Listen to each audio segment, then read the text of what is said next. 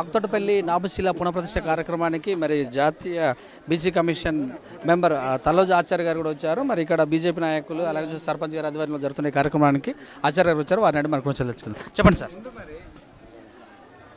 ఆకుతోటపల్లి గ్రామంలో ఆమన్గల్ మండలము ఆకుతోటపల్లి గ్రామంలో ఇది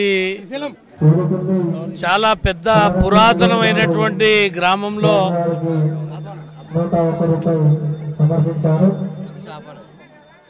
నాభిశిల కార్యక్రమం అత్యంత వైభవపేతంగా పెద్ద ఎత్తున గ్రామ ప్రజలందరూ కూడా భక్తి శ్రద్ధలతో ఈ కార్యక్రమాన్ని నెరవేర్చడం జరిగింది. చాలా పెద్ద ఎత్తున భక్తులు ఈ బొడ్రాయి కార్యక్రమంలో పాల్గొని తమ యొక్క బంధుమిత్రులందరినీ కూడా ఆహ్వానించి ఈ కార్యక్రమాన్ని పెద్ద ఎత్తున చేపట్టడం జరిగింది. గౌరవనీయులు సర్పంచ్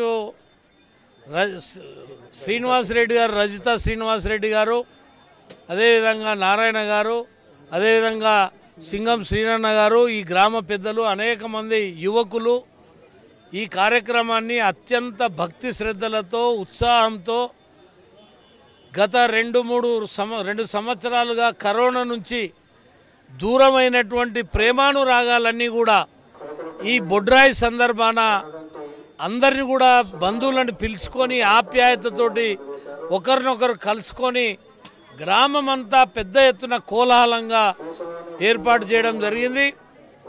మరి ఈ కార్యక్రమంలో పాల్గొన్నటువంటి రాజకీయ నాయకులు, ప్రముఖులు, పెద్దలు అయితే నాతో పాటు ఖండే హరిప్రసాద్, చైర్మన్ రాంపాల్ గారు, లక్ష్మణరావు గారు, దుర్గయ్య గారు, గోరెడ్డి నరసింహ గారు, ఇంకా అనేక మంది,